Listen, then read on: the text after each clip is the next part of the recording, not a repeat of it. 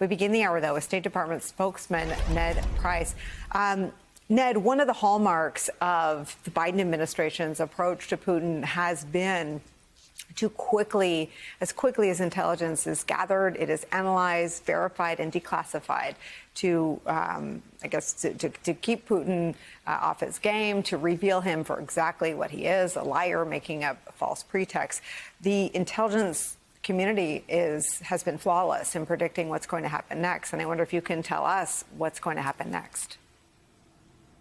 Well, Nicole, I don't have a crystal ball. I will admit that. But here's what I can tell you. Look, before I was at the State Department, I worked at the CIA. I have never seen a campaign like this to use intelligence to declassify information in an effort to, in the first instance, deter violence, and now to keep Putin off of his game. That is precisely what we have done. Starting in November of last year, we made very clear to the world our profound concerns about what, at the time, we had an indication Putin might have in mind. At the time, there were tens of thousands of troops, later 50,000 troops, 100,000 troops, 150,000 troops. More recently, we've told the world exactly what Putin would do according to the playbook. He would manufacture a pretext. He would claim in a theatrical meeting of his National Security Council that he had no choice but to go into Ukraine. He would deploy those forces. Those forces would in turn terrorize a civilian population. We have seen that play out very clearly. And in many ways, Nicole, I wish I were sitting here today with egg on my face saying we had it wrong. The intelligence wasn't accurate. This is not exactly how it played out. Unfortunately, this is precisely how it played out. The devastating intelligence that we started to speak to late last year of Putin's dastardly plans, it has continued. Putin has continued apace, and together with our partners and allies, we're doing everything we can to bring an end to this conflict and to save as many lives as we can. It seems that on the other side, Putin made more than a couple false or assumptions that turned out not to be true. A former senior intelligence official told me that his assumptions before the invasion were that there would be no street-to-street combat necessary, that he would, with little resistance, be able to install governors around Ukraine, and that an insurgency from the Ukrainian people was not anticipated by Putin. I wonder whether the assessment now is that Putin is more or less dangerous now that he's been humiliated in the early days of this war. Well, Nicole, I think Putin has really misjudged this on three levels. On the first level is the one you spoke to.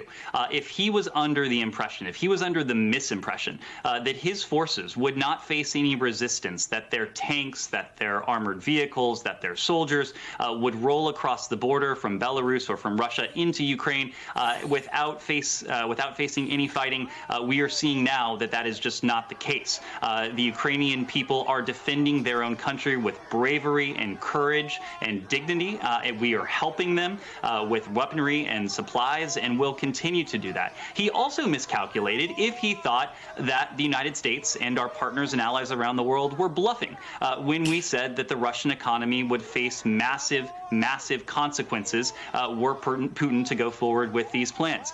President Biden likes to say, big nations don't bluff. The United States was not bluffing. We have made good on precisely what we said we would do. And the Russian economy is now in free fall. The ruble is at its lowest point in years. The Russian stock market has been closed for days now in an effort to forestall capital flight. Investor sentiment is treating the Russian investment environment for what it is, essentially a no-go zone, as Russia's bonds have been downgraded to junk status. Putin has also miscalculated if he thought he wouldn't face opposition at home. And in recent days, we've seen thousands of brave Russians take to the streets to make clear this is not Russia's war. This is not the Russian people's war. This is Putin's war. This is the Kremlin's war. This is a war that has been aided and abetted by those around Putin, including his cronies, his oligarchs, his lieutenants. It is something that large segments of the Russian people are staunchly opposed to. We know that that people in Russia have taken to the streets, knowing that they would face almost certain arrest and detention. Thousands of arrests have taken place across Russia. The Kremlin is doing all it can to clamp down on any indication that there is dissent within the Russian population. Just yesterday, I spoke to an independent Russian TV station in the morning. By the afternoon, it had been shut down. The Russian government is doing all it can to try and shape the information landscape, but the truth of this disastrous decision by the Kremlin, by President Putin, that is not something that Vladimir Putin has been able to entirely hide.